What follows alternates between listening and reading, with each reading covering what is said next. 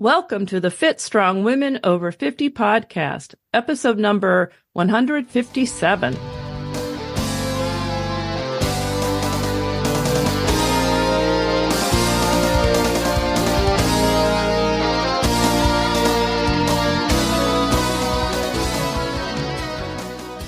Hi, I'm Jill. Thank you for joining us. And I'm Chris. Jill and I are your hosts for this podcast and the founders of the Becoming Ellie community. In case you're wondering, we decided to name our community Becoming Ellie because Ellie was the Norse goddess of aging who beat Thor in a wrestling match. Chris and I thought, we want to be like Ellie. You can find out more about the Becoming Ellie community and this podcast at our website, becomingellie.com. And Ellie is spelled E-L-L-I. Be sure to sign up for our newsletter while you're there. That way you'll know about new episodes and anything else that's new with us. Today, we're talking with Gwendolyn Bounds. She's an author, speaker, and a really impressive role model of doing hard things as you get older. Let's go to the podcast. Gwendolyn Bounds is an award-winning journalist and author of Not Too Late, The Power of Pushing Limits at Any Age. A few months shy of her 47th birthday, author and journalist Gwendolyn Bounds asked herself, how is it possible to become good at something when you are already far behind and time isn't on your side? Her intimate story takes us from playgrounds and gyms where Wendy trains among children and athletes half her age to far-flung Spartan race courses, including the vast desert of the Middle East. As she moves from the back of the pack to eventually becoming a podium finisher in her age group, Wendy captures the humility, challenge, and elation of pursuing something bold and new among the realities of midlife, caring for elderly parents, a demanding job, and a body no longer in its prime. Her career spans influential media brands, including The Wall Street Journal, ABC News, Consumer Reports, CNBC, Smart News, and more. Raised in North Carolina, Wendy now lives in New York's Hudson River Valley. Welcome, Wendy. It's good to have you join us. Thank you both so much. I'm so happy to be here and be part of the amazing community you've built. Thank you. In your book, Not Too Late, which is going to be published very soon, is that right? Comes out June 18th, but available for pre-order at any retailer now. Right. It offers a roadmap for action and realistic change that can be used by anyone to tap their inner reserves, face their fears, and push boundaries. So I guess I know what we'll be talking about. Let's start with, how did you get into obstacle racing? You know, what are obstacle races and why did you get interested in it? Well, I think it's probably important, Chris and Jill, to note up front that I was never a competitive athlete. In fact, athlete was probably not on the list of descriptors people, my family and friends would use when they were talking about me. I was the skinny kid growing up, very gawky, last pick for sports teams. If I made it, it was generally just because they needed to fill out the roster. And I spent a lot of time passing out the water and warming the bench. But I always really was attracted to sports. I came of age. I was born 1 year before Title IX was passed, which, as you both and your audience well knows, was what paved the way for women to have equal footing in sports. So the girls I grew up with, they who were good at sports, they were the most popular. They were idolized. They were strong and celebrated for it. So I think there was always something there missing for me, like in this notion of what it is like to be physically strong. I was had my nose in my books, and I grew up to be a journalist, and words were kind of my superpower as I became an adult. But to your point of how we ended up having this conversation right now, I was at a dinner party. This was when I was about 45 years old. I'm now 52. And I overheard an old man well into his gin at that point ask a young girl, what do you want to be when you grow up? And she just rattled off all these amazing things like, I could be a computer programmer at Apple or a veterinarian or this or that. She said so many things that I think he was sorry he asked. But that exchange stuck with me. What do you want to be when you grow up? It just became like this hanging chad in my head. And I woke up the next day, like really not comfortable with it, right? Because I realized not only does nobody ask you that anymore in middle age, but you stop often asking yourselves. And it sent me that morning into this Google rabbit hole where I asked the algorithm and I have no idea why I typed this, what are the hardest things you can do, which directed me to what are the hardest physical things you can do.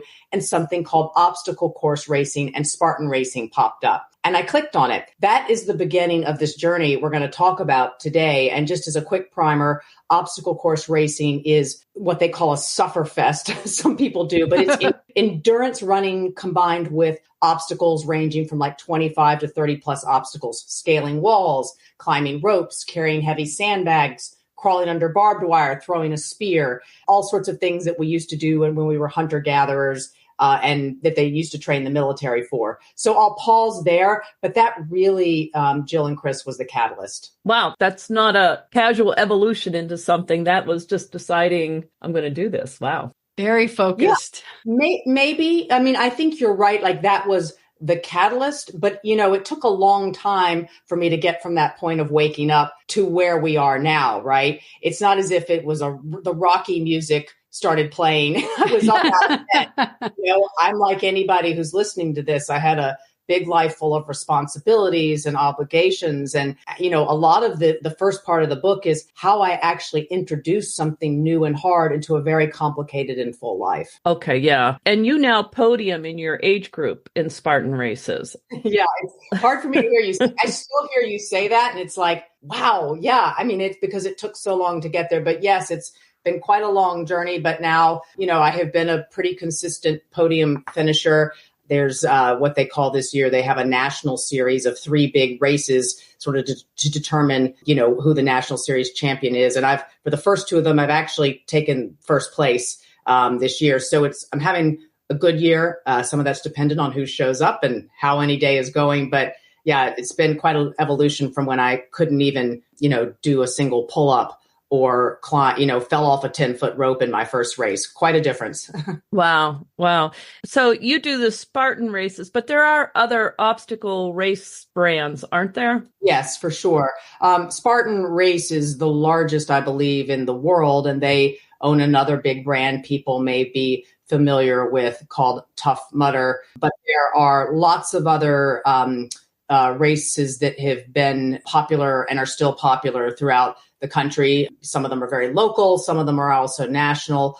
But, if you Google obstacle course racing, you'll come up with quite a list of ones that you could look into wherever you live. Okay, great. So you mentioned that you were last to get picked for the sports teams. So maybe you weren't as athletic as a teenager, but did you exercise regularly as a young woman? Yeah, it's, I look back now on what exercise meant to me in my 20s and 30s and what it means to me now. I had a gym membership, and I think I went in just enough to justify the obscene cost living in New York City. I never really had a personal trainer for a long time. I don't think it was really such a B or a C plot to my life. There were a couple of times I really ventured out to try and expand my fitness. One was I took up boxing briefly in New York City at a very famous gym called Gleason's, where Muhammad Ali and some other famous people have trained. And I got far enough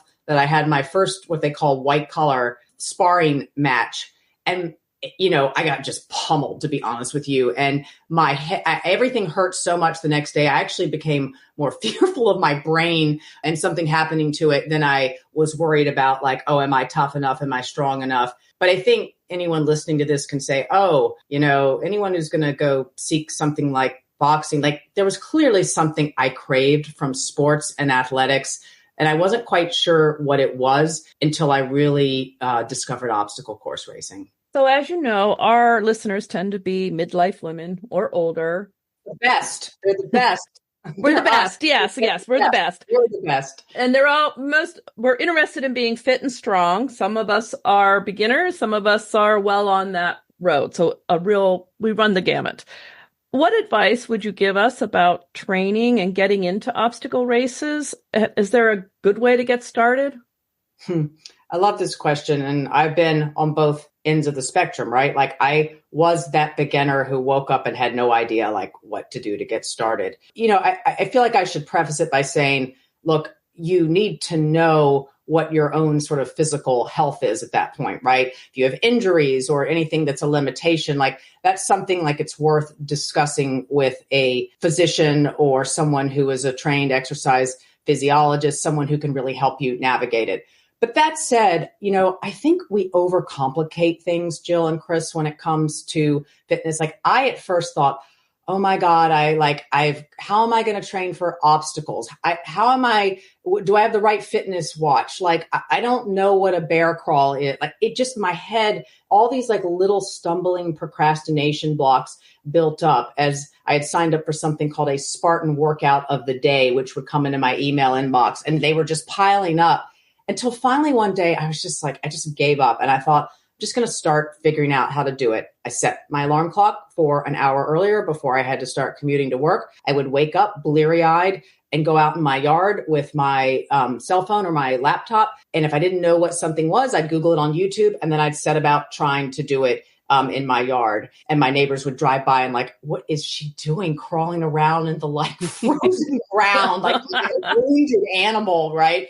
But it was honestly, just doing something got me started. And I got in the habit of, 30, 45 minutes, an hour before work. And then I would go to work. But it became such a part of my daily habit of just doing something. I think that's the first thing to find to get started.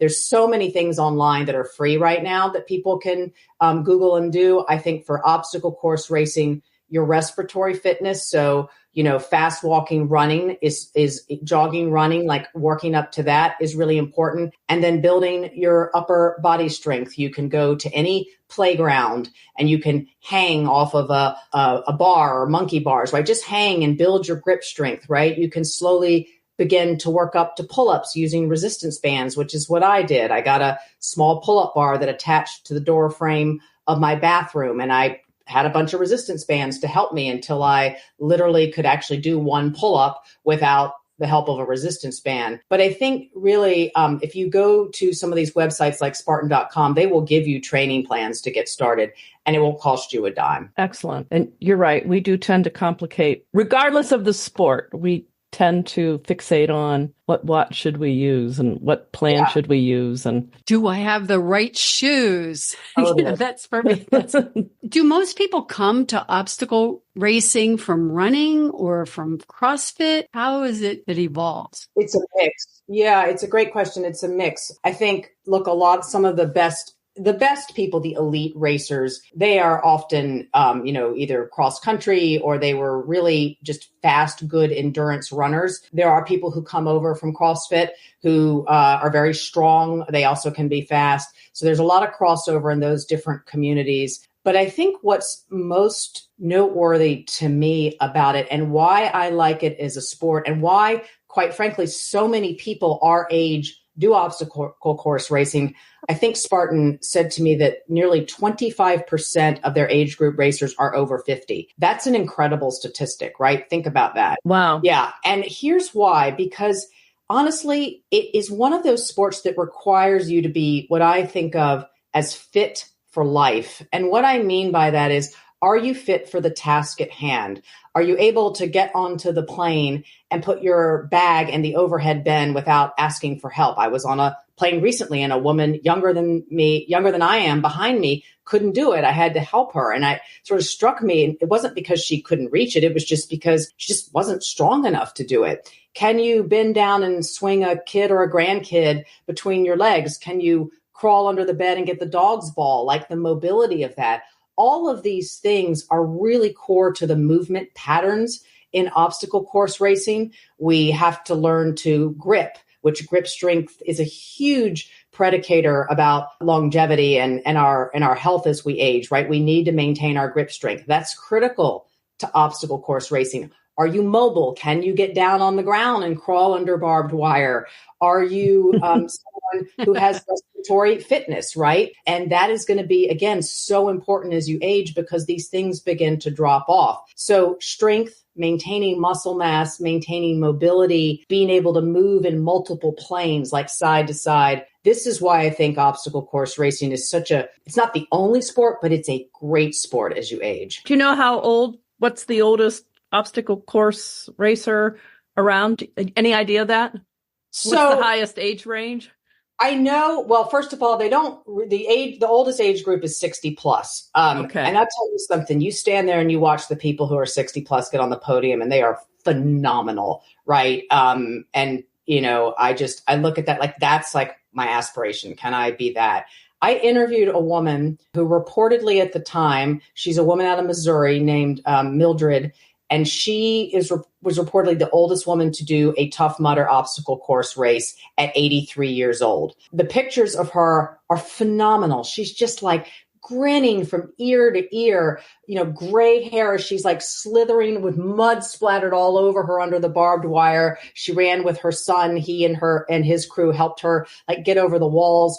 But she didn't just like go out and do it and have them help her. She went and got herself a personal trainer. She went to her doctor and got checked out, and she built her strength 83 years old to the point where she could go out and do this and not get hurt. And she loved it, like absolutely loved it. I think she's now playing pickleball 3 times a week. And this is the kind of thing we think, this is for people who are too old. Well, who are younger. It's just not, right? I think if we put our minds to it, and certainly there are circumstances where we can't, right? People have health issues, we get hurt. I totally get that. But Mildred made the point to me. She was like, they called her Muddy Mildred, as I think I said, if there's something you think you can't do, you should just go and try it and get it out of your system, right? So you have the answer for yourself. I just love that, right? Instead of saying, I can't, I'm not this, think I'm not this yet. This is a very important concept in psychology. Carol Dweck, a very famous psychologist at Stanford University, talks about the power of saying, not yet, right? I might not be this yet. And so I just encourage all of us, myself included, to keep thinking about that as we hopefully continue to grow older. Adding that word yet changes everything, doesn't it? I've heard many people complain about their aches and pains and chalk it up to just getting older. But yet you have said that our age can be a secret weapon by harnessing crystallized intelligence. Can you tell me what you mean by that? Yeah, thank you for asking. And we can also go back to aches and pains later if you want. To my mind, I was never, when I started training and racing, look, I didn't have a 25-year-old, 30-year-old body to fall back on, right? To just power me through. I had to get smarter. And the older you are, the more you have crystallized intelligence, which is kind of a fancy term for wisdom, right? All of our collective experiences and learnings that we've had, the things we've experienced, tried, and failed are sort of parked up in our brains. And that became, quite frankly, one of the things that drove me to have what I came to think of as an edge or an equalizer in the sport. I'll give you a very specific example. I was in a race in West Virginia where the race course went through a muddy, swampy area where there were, I believe it was wasps or bees or hornets. I didn't have time to stop and actually do the dissection of what they exactly were, but people were getting stung and some people were having to leave the race. I made the decision to run through the course and, even knowing that I'm allergic, not enough to end up in the hospital with my throat closed, but enough that I probably was going to need a steroid. And I got stung. I got stung about 6 times in my leg. And I remember thinking to myself, I know from experience as a kid when I used to get stung by jellyfish that like packing something cold and wet into the sting is going to mitigate the pain. Like this happened to me as a kid. I ran to a creek bed. I bent down, picked up a bunch of mud, gooey mud, packed it in my racing tights. And that held down the swelling enough for me to finish the race. Like that was just knowledge I had. I also used the fact that I knew how to learn, right? Like we've been learning for a long time by the time we're in middle age. And instead of just, again, relying on being the fastest or the strongest, I would learn everything about the terrain. I would get to a course and sort of study the obstacles early if I could, if there was a way to do that. I made sure I knew everything I could about hydration and nutrition and thermoregulation for when the weather would be different. So what I could wear that would actually protect me. I just became smarter. And I used that to be an edge and an equalizer. And the other things I think that we have when we're older our patience, right? In perspective. I knew when things were not going well with my training, or if I was having a couple of bad races, I understood that was what was a dip. I understood what it felt like to plateau. And I also knew, because I'd been alive long enough, that eventually things change and I would probably be back on a rise and things would be good again. But I think when you're younger, you don't have that perspective, Jill and Chris, right? You're just like, oh, I'm not good at this. I'm going to move on to something else. So those are some of the things I talk about in the book, among others, that can really help us use age as a secret weapon. Let's go back to those aches and pains. How do you do all this and avoid getting hurt? I mean, I guess we can all have aches and pains, but how do you avoid injury? It's the question, right? I'm in the game now for longevity, right? Like I am in the game. I want to be able to move and do things as long as possible. And core to that is just not getting hurt to the degree that I'm going to have to stop moving. I may not be able to race obstacle course races until the day I die, although Muddy Mildred is actually making me think I'm wrong about that. But the truth is, I am absolutely devoted to the small things that will protect my body. I do not go out and run or do a strength workout without doing the dynamic warm-ups that have been set for me by my coaches, or that you can find online. Like I am always doing those warm-ups, even if I don't have time. Those are not, they don't get put to the side.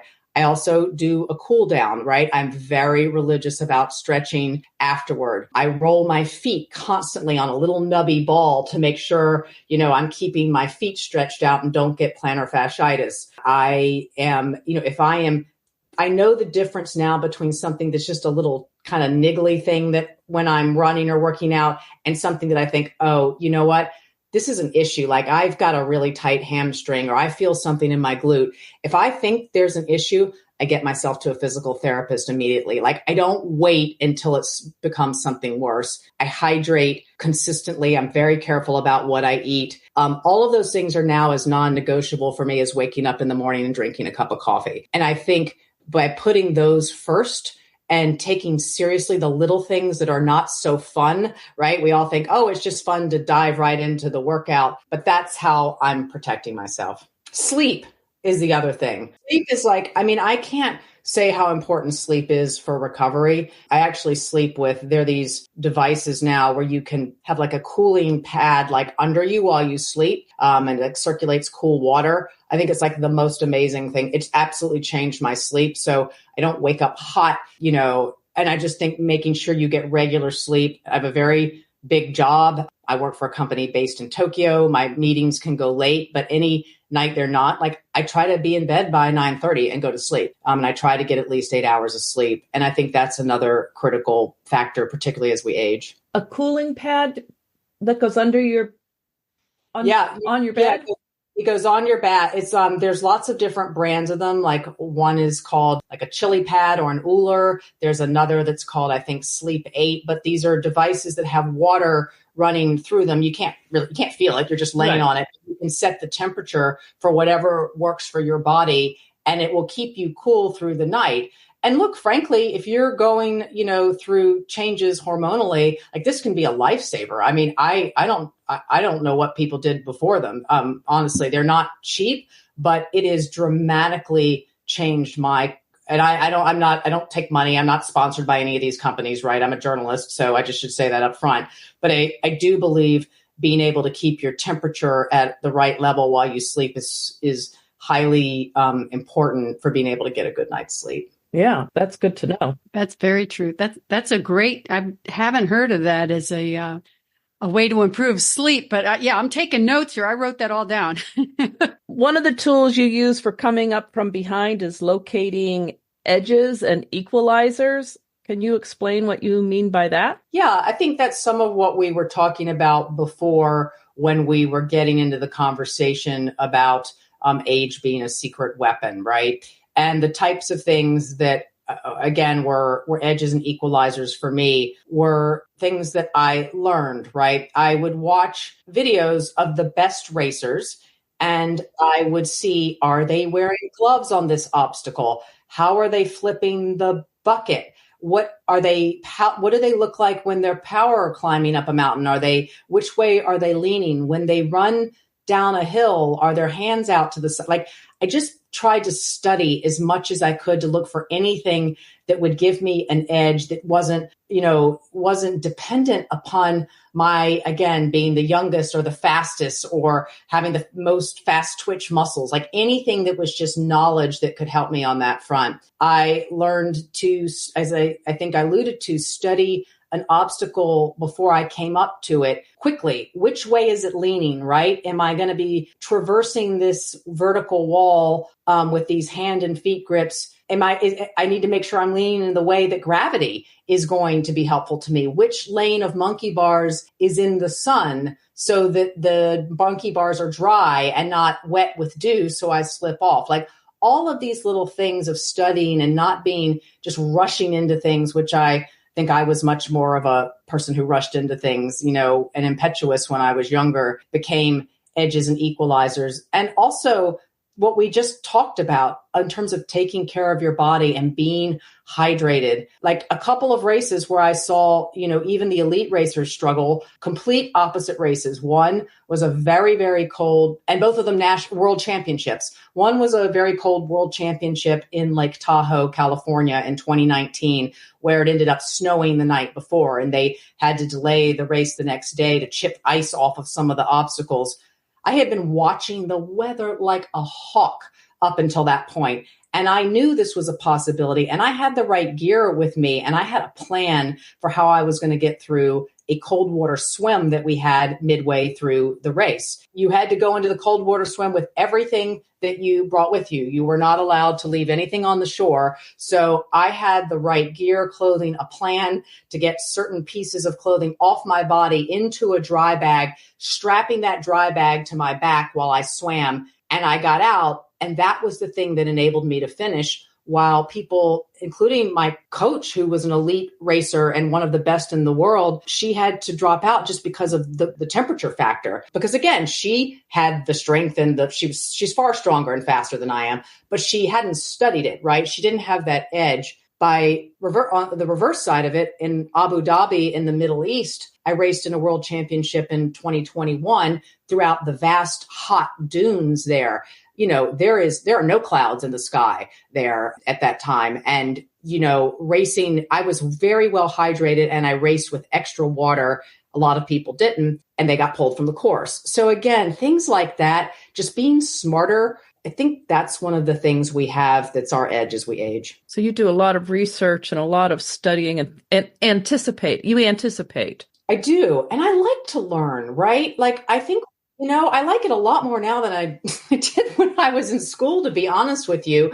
Sometimes they say it's wasted on the young, but I love this process. And maybe it's partly because I'm a journalist, but I love digging into things. And I think a lot of people our age do. In this process of learning, it gives you a will to live, right? For me, there's always something new to wake up and think about beyond just the cycle of sameness of work and chores and obligations, and then rinse and repeat, right? With Monday blurring into Friday. Now I've got this other pastime, which is very important to me and which I'm seeking to master, where every day I'm trying to wake up and learn something. Having that to look forward to it's critical to our well-being and our health in so many ways. There was a woman I spoke to out of Yale named Becca Levy, who had done research showing that people with more positive perceptions of aging actually live 7.5 years longer on average. I'll take 7.5 years. And part of that is this will to live, inclusive of things that we're going to wake up and think about that just give us motivation. So I can't remember exactly what your question was, but I think just following on that with these edges and equalizers and learning, that's part of it. So much of the challenge of competing is a mental game, right? And I'm wondering, do you have any special tools that you use, mantras or things like that, to keep yourself focused on pushing the limits? It's a good question. And I'm actually hoping some people listening to this are going to write to me with their tips. I haven't cracked this one fully yet, and I'll tell you why. I still, despite the fact, again, that I've had, I am having some success in my age group now. I feel like at any point it could end. Like I still feel a little bit like an imposter when I toe the line. And I don't know if that's just because I didn't grow up thinking I am an athlete. If ever I go to the front of the line in a race, I just feel like I'm going to get why am I here? I don't just, it's a little strange. And I had a guy suggest on my Instagram page that this is because I'm a woman. And I don't think that's it. I mean, I understand why he said that. He has friends. He was actually saying it in a way that he was trying to be empathetic and helpful. I just think it's because I've never been comfortable. I don't own this moniker of athlete the same way I do writer or journalist, right? It still feels like a strange fitting outfit to me. And so when I get to the line, here's really what I do now, Chris, is that I think to myself, I know I am not a fast starter. I am a good, strong finisher. Like I am always going to fall a little bit behind at the beginning. It feels terrible. And every time I try to fight that, I don't do well in the race. When I let myself just know that I am not coming out of the gate hot, but that by mile and a half in, 2 miles, I'm going to start to catch people and I'm going to be more proficient on the obstacles and I'm going to be able to gut it out harder at the end. When I remember that plan and stick to it, then I always do better. And so I think that's the patience and the perspective I'm talking about with age. It's what I think about at the starting line, but I sure would love other people or the two of you and people who have advice for getting your nerves settled down. I'd love to hear from them, honestly, because we can all share on that front. Yeah, that's a tough one. Runners in general tend to, I think, feel the same way, like they take up running. But I don't know how much running you have to do before many people will be willing to say that they're an actual runner. Yes. Yeah. There's that, I hope I don't mispronounce his last name, but I think it's John the Penguin Bingham. He has a very famous quote that if you run, you are a runner. And I like that, right? I think again, we talked in the beginning of our conversation about getting procrastination blocks or things out of our way that might deter us, right? I'm not this. But I think if you go out and you go for a run, yeah, you just ran, right? You're a runner. Does it mean you're the best runner? Does it mean you're the fastest runner? No, but it means you can get faster and you can get better. Yeah, I remember I spoke to this very young, beautiful, gorgeous, long distance runner one time, and she asked me if I was a runner, and I said, well, I only run 5Ks. And she said, then you are a runner. Absolutely. And absolutely. I was like, oh, this beautiful, lovely, young, long distance runner just said I was a runner. It was wonderful. What you said, though, I love this conversation because I'm thinking about the word you used, only. I'm only. The only, right. I have thought that to myself. I have only run 21 Ks. I think the longest distance I ever ran in a race was almost 30 miles over the course of one day in not a Spartan race, another obstacle course race. And I often think to myself, there are these ultra runners who are doing 100+ miles. So I'm like, I only do these things. And I'm like, and people are saying to me, are you crazy? Right? But I think we just limit ourselves by comparison. And yes. I did hear someone say, I'm only running the 50 miles. Yes. Yes. Yeah, your benchmark changes. And look, that's a wonderful your perspective changes, right? Or you say, I just do this. I'm just that. Yeah. And it diminishes your accomplishments. And I think keeps you in that feeling of imposter syndrome. Because a lot of us feel that way. Yeah. Totally. I mean, my first race was a 5K. And honestly, all I wanted was not to die. I mean, I'm not kidding you. I thought, because you have to sign a waiver, and I'm sure it's for lawyers and you have to protect yourself, but you can get hurt. I just so badly wanted to finish. And I did nothing miraculous in that 5K. It was at Citi Field where the New York Mets play baseball. And as I alluded to, I fell off a 17-foot rope in the middle of the race. I was laying there in a crumpled heap thinking I wasn't really hurt, but my pride was so hurt. And I thought I can just go home. Nobody's ever going to know. Nobody knows who I am. But I remember finishing that race, and I crossed that finish line and my DNA changed. I mean, we are having this conversation right now because I got up and I finished only that 5K.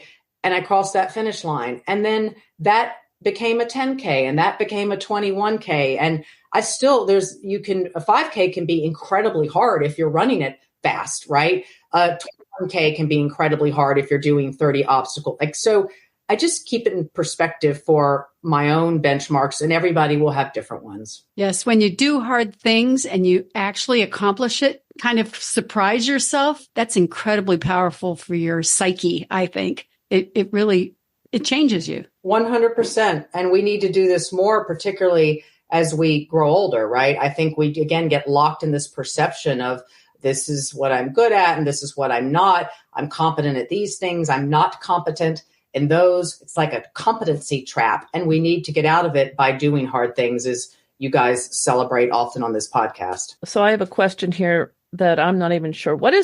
I'm just going to read it and you can correct my pronunciation. How about that? What is the power of Atelic activities over telic? What is it? Yes. What's my question?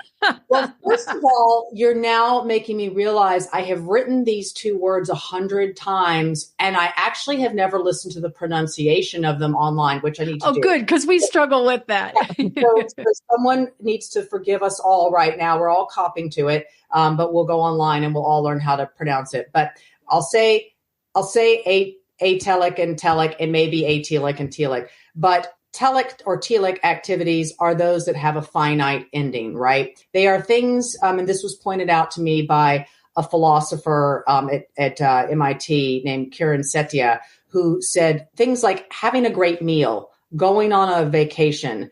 These are telic things, right? These are things that have an ending, and they can make you feel good in the moment. But then when they're over, the source of joy in your life is extinguished, as opposed to things that are atelic or atelic.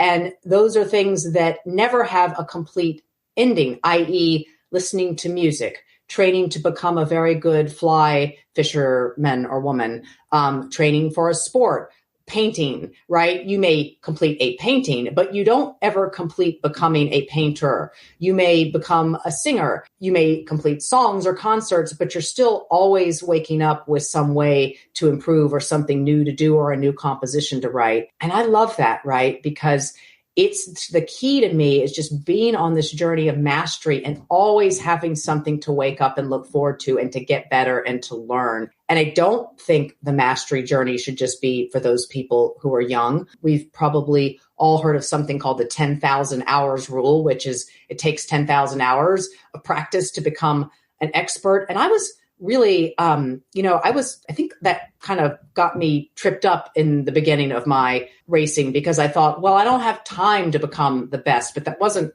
the point now, right? The point is I've become better and better, and particularly in my age group, sometimes on some days in some races, I am among the best, right? And that's further than I ever thought I could get. How much further can I get in the time that is left to me? I mean, that is a very exciting thing to think about. And it sure doesn't feel like waking up every day in a cycle of sameness, as I call it. I have heard people say that when you come to a sport later, because you don't have all those hours earlier, you actually have like more in your system to give to it because you still have a long way to go to get to that 10,000 hours or whatever.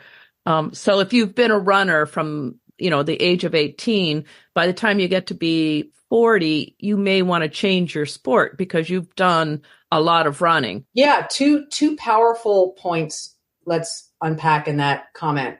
One is just the physical component. Becoming an athlete later, while I don't advocate people start moving later, like I think you should move as much as you can, as early as you can.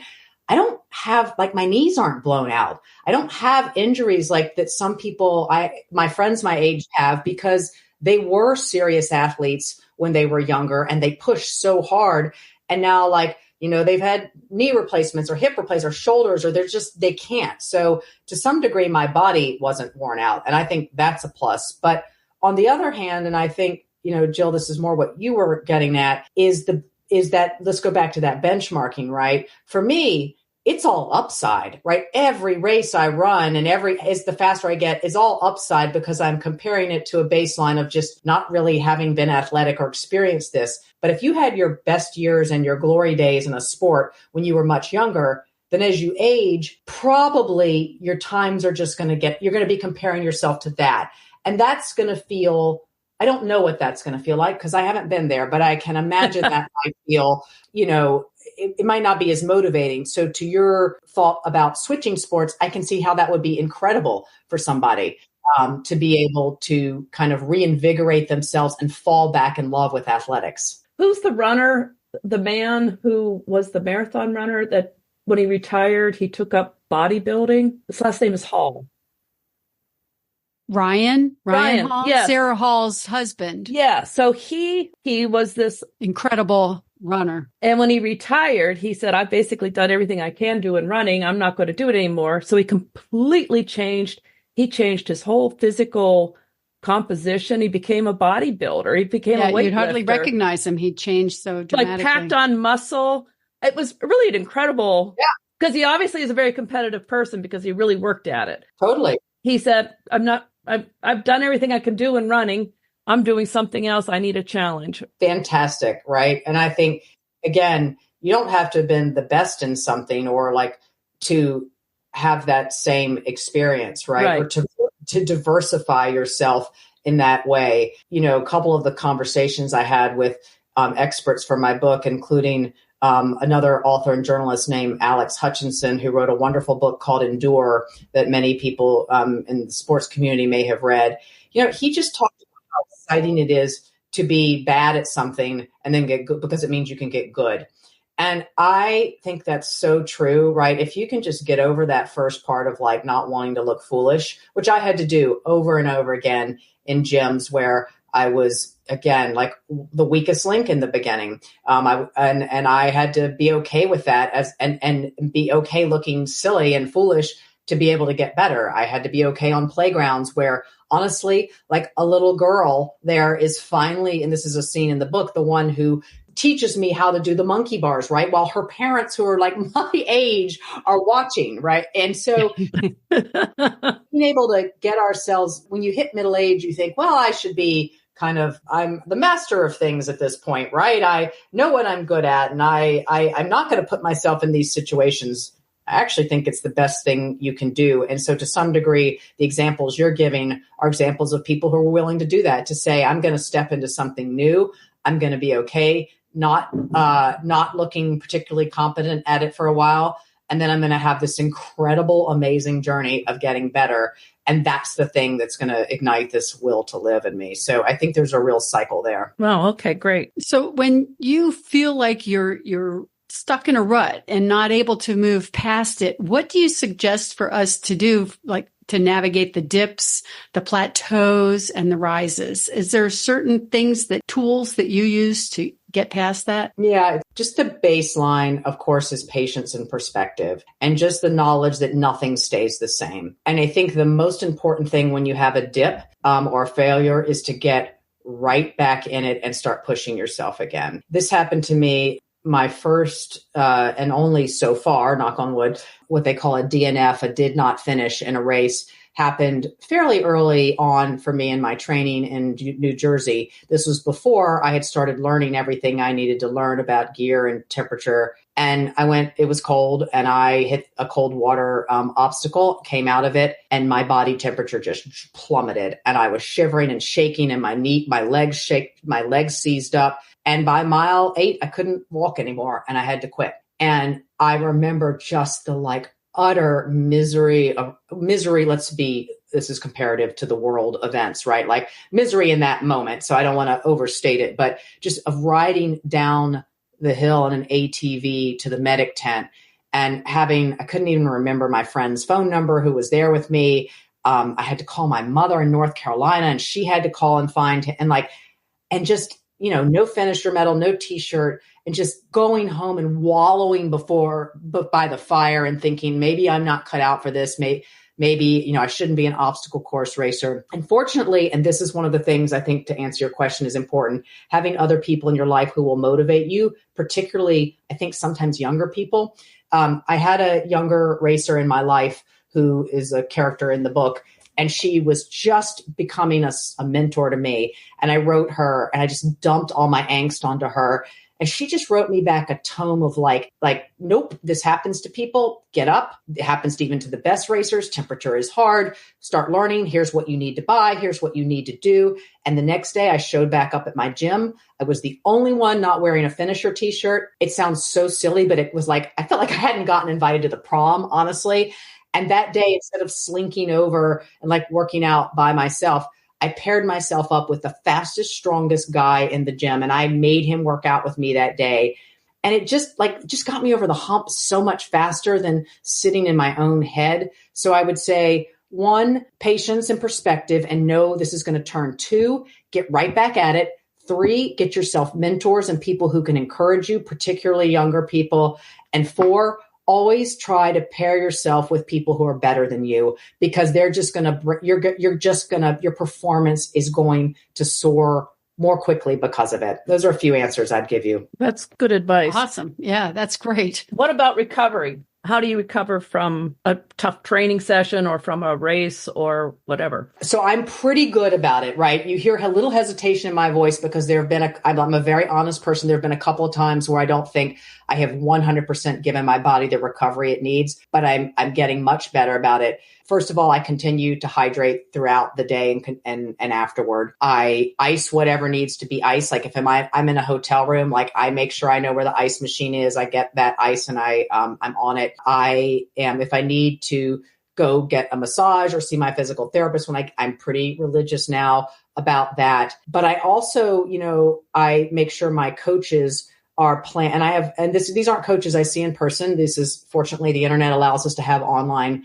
training. And so they are very good about prescribing my next few days of recovery, right? So that's super important to me too, to know like what I'm going to do. I don't just stop moving. Like it's important to get out and shake your legs out. So those are things that I'm, quite in tune with. And I take again, I am a deep believer that we need to get most of our nutrition through food. And, I adhere to, and I don't advocate diets for people, but I personally, if people are wondering, I eat basically a Mediterranean diet. And that's essentially my go-to diet. But I do take certain supplements that have been prescribed to me by my doctor and that I talked about with my doctor to kind of really augment things I might not be getting enough of in my own diet. Things like I make sure I get enough protein. I make sure I take fish oil, magnesium, which we generally don't get enough of, fiber. I'm just really careful about that. And I'm always getting blood work done just to make sure things are in good shape. So those are some of the things, Jill, that I do. What's funny is, I'm sure you both know this, once you start thinking about health and fitness, there's kind of a ripple effect, right, on the rest of your life. I started off racing, and then I started thinking about what I ate. And then I started thinking about my nutrients. And, now I wear an Oura ring to sleep, which tells me my sleep patterns. I sleep on that cooling thing I told you about. I actually wear what they call it is a continuous glucose monitor. It's a patch that many people who are diabetic wear, but I wear it just because I want to make sure I'm keeping my glucose levels at a safe level that won't lead me to be pre-diabetic. Like all of these things just built from that man who was well into his gin asking that little girl that question. So it was a long journey from a cocktail party to here. All right. I was going to ask you how obstacle racing has affected other parts of your life, but it really does tie into everything and changes your whole outlook and attitude, doesn't it? It also changes it's not just in health. I mean, I'm a journalist and a media executive, and I think I'm somebody who in my career has played it, I think, more relatively safe in some ways. I worked at the Wall Street Journal for 20 years. Now, part of it was I started very early, right out of college, and I was so lucky to be at an incredible institution like that so early.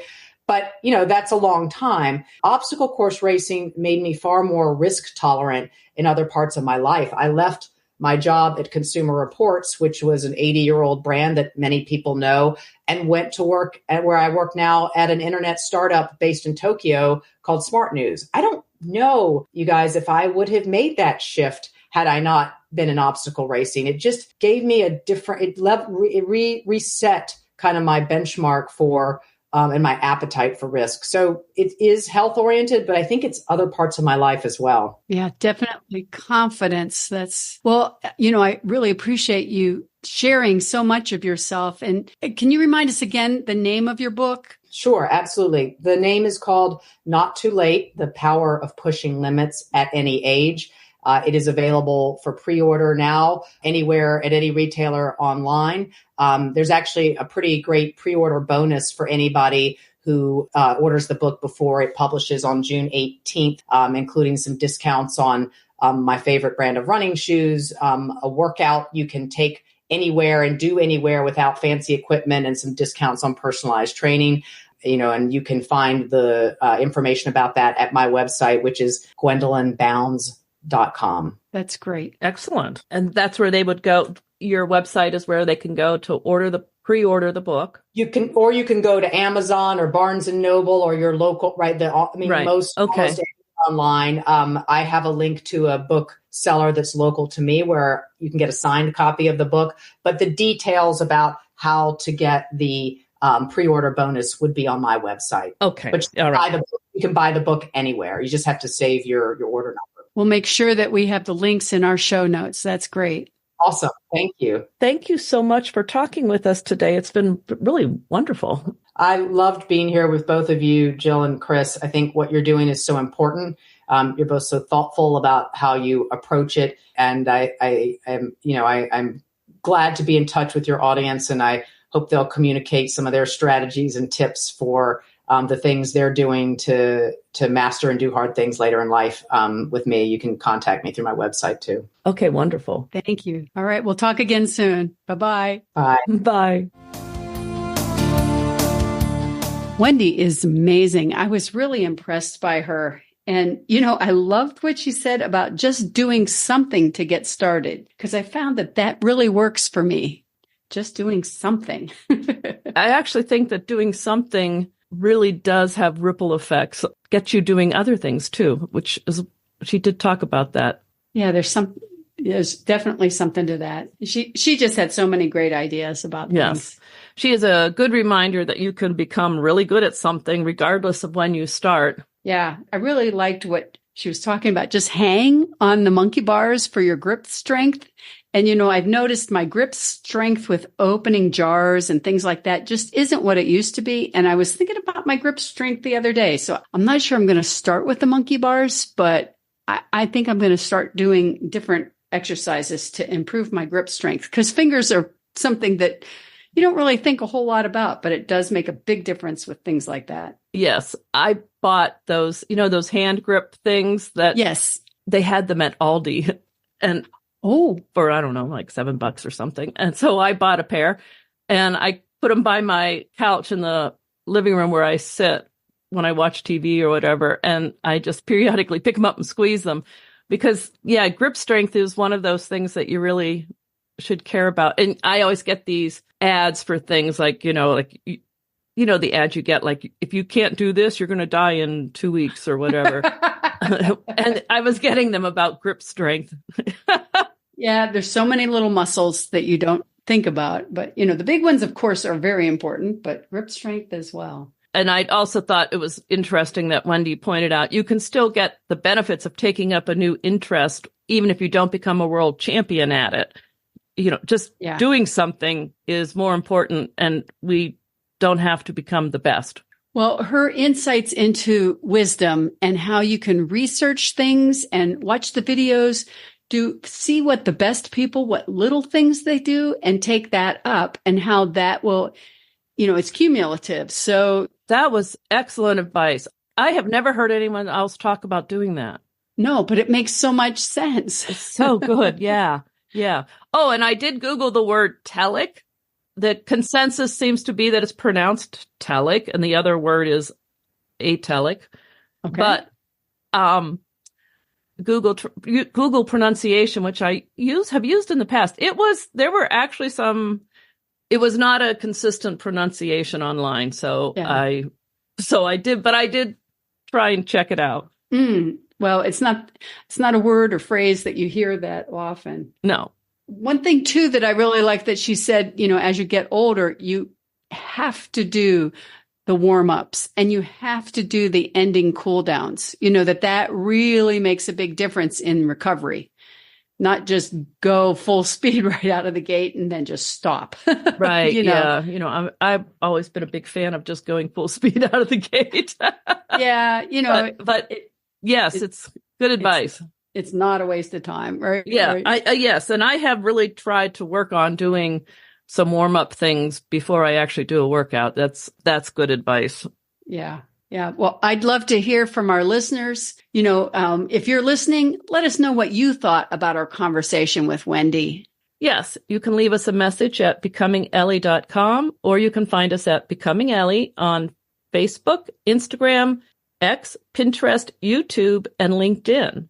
It was great talking with you today, Chris. I'm looking forward to our next episode of the Fit Strong Women Over 50 podcast. I am too. See you next time, Jill. Bye-bye. Bye.